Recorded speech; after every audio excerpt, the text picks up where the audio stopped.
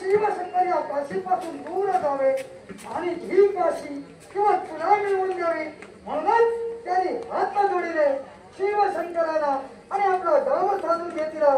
पण संप्रत परिस्थितीत त्यात ब्रह्मदेवाने येऊन देखील पुन्हा विरोध दर्शविला. तुझ्या जवळ काशी घेण्याचा प्रयत्न करा. यावरूनच समजून जाव ही काशी शिवशंकरांची आहे. म्हणूनच तर ब्रह्मदेव देखील पुन्हा फसविण्यासाठी माझ्या विचार होते. पण देवाच्या देवतेला मी शब्द दिला नव्हे तर त्या देवतेनं मला वचन दिलं 80 सहस्त्र वर्ष काशीवर तू राज्य करू शकतोस. मग या माझ्या तत्वापासून शब्दापासून मी देवा जर का ठरलो असेल तर दिलेल्या शब्दाला तो दैवी तत्व आला आणि घेतलेल्या शब्दाला क्षत्रिय तत्व आला. तेव्हा तो कलंक लागेल रे. कलंक तेव्हा तुझ्या वाणीला लागेल असं तू म्हणताय. पण ती वाणी मुखात आणणारा देखील भगवंतच आहे.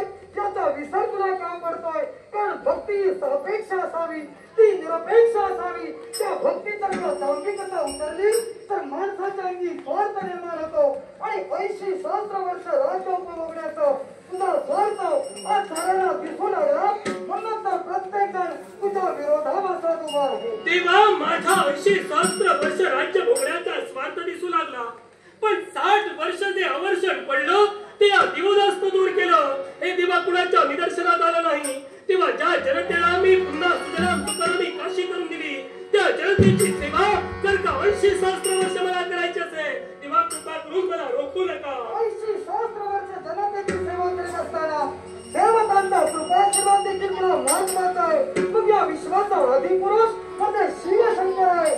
समजा केवळ शिवशंकराचा उपयोग आणि तुझ्यावरती लागला तर सांग तू तुझं कार्य सफल करू शकतोस. तेव्हा शिवाचा क्रोध आणि शिवाचा कोला पूर्णता मी जाणतोय.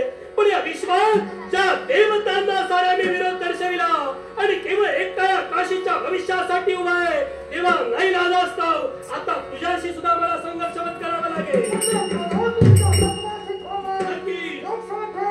मी जेव्हा हिंदुत्वाचा देव असलो तरी साम्राज्य प्रसंगीने पुत्र बनवलाय. पण त्या शिवतत्वाशी तू प्रतारणा करतोय. हे शिवतत्व म्हणजे सामान्य नव्हे, अखिल जीवतत्वाला वश करून घेण्याचं सामर्थ्य जो तत्वात आहे ते तत्व म्हणजे शिव. त्या शिवतत्वाला त्या प्रसिद्ध आणण्यासाठी एक पुत्र बनून हो गजानन तुझ्या विरोधात उभा राहिला. मग तेव्हा जर का तू माझ्या विरोधी उभा असेल ज्या देवतेने आतापर्यंत मला विरोध दर्शविला एकतर त्याला मी काशीत ठेविलं अन्यथा त्याप्रमाणे प्रतिदेवता काशीत निर्माण केली. यावी जर का विरोध दर्शवशील एकतर देवा तुला काशी स्थित करेल अन्यथा दुसरा गणेश निर्माण मी करेल.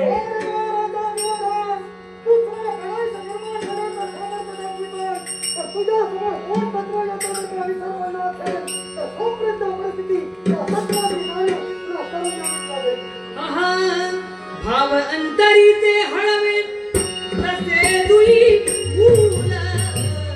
भाव अंतरीचे हळवे, भाव अंतरीचे हळवे, भाव अंतरीचे हळवे तसे दुई मूल. स्वतःच्याच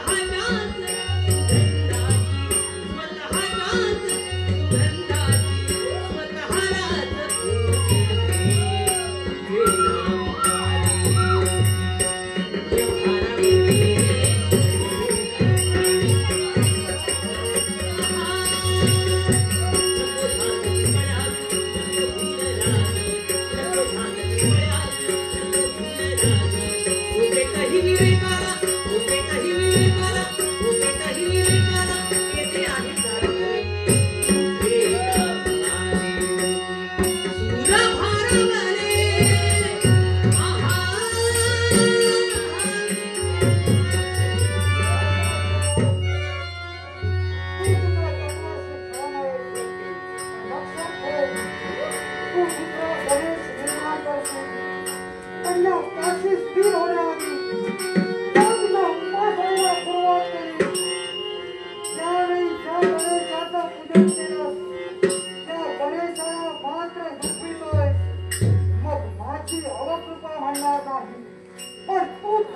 सुगंधाची स्वतःलाच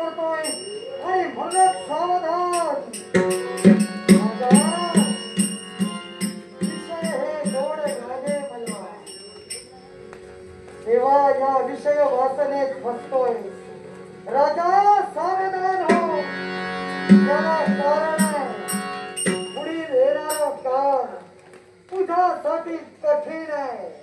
आता